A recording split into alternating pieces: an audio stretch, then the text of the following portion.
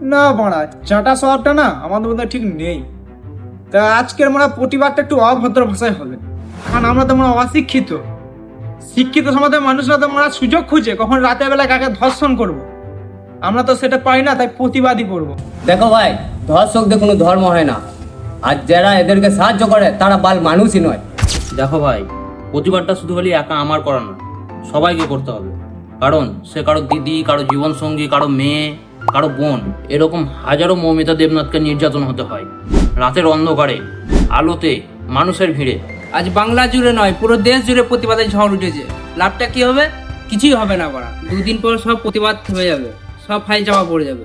আমরা খেটে খাওয়া মানুষ কদিন করবো, কদিন নামবো আন্দোলনে? মেয়েটা যখন ধর্ষণ হয়ে মৃত্যুবরণ করলো, তখন সমাজের মারা কিছু বিচিমোটা লোক মেয়েটার চরিত্রে কালো দাগ লাগিয়ে দিল। কেন? মেয়েটার ড্রেস খারাপ ছিল, মেয়েটা নাকি সেমিনার রুমে ছিল। আরে বোকা চোদা, তোর বাড়ি মেয়েদের দেবে ধর্ষণ হয়ে মৃত্যুবরণ করতো, চুপ থাকতিস? নাকি সালা তোর মধ্যে ধর্ষকের রূপ লুকিয়ে আছে ভেতরে?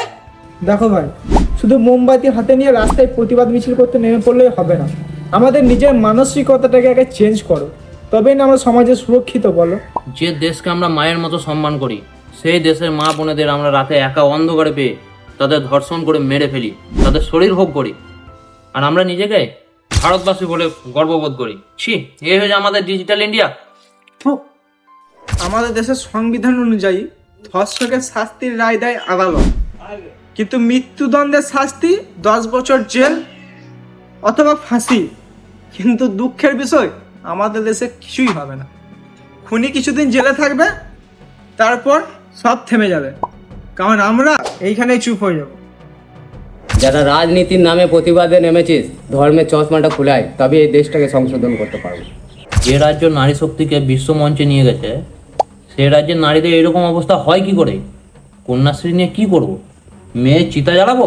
দেশের পিএম এর উদ্দেশ্যে বলছি, বেটি বাঁচাও বেটি পড়াও স্কিমটা বন্ধ করে দিন, আর না হলে মণিপুর গিয়ে একবার দেখে আসুন মেয়েদের অবস্থাটা কি। ধর্মের সুশ্রুরি না লাগলে না এই অসুস্থ সমাজ জেগে ওঠে না। আসিফা, বিলকিস বানোর সময় এদের বিবেক কোথায় ছিল? অভাকাণ্ডে ধর্ম ভুলে সবাই রাস্তায় নেমেছিল, কিন্তু ওই 8 বছরের বাচ্চাটা কি দোষ করেছিল? বাচ্চা মেয়েটার সময় প্রতিবাদ হয় না কেন? সবাই চুপ ছিল। দুদিন আগে ইউপিতে একটা মেয়ে ধর্ষণ হয়ে 7 দিন পড়েছিল, প্রতিবাদ হয়নি কেন? আমরা কি মানুষ? ভিডিও শেষে একটা কথাই বলতে চাই, আমরা নিজের মানসিকতাটাকে আগে ঠিক করো, কারণ সবার বাড়িতে মা বোন মেয়ে আছে, সমাজে সবাইকেই চলতে হয়।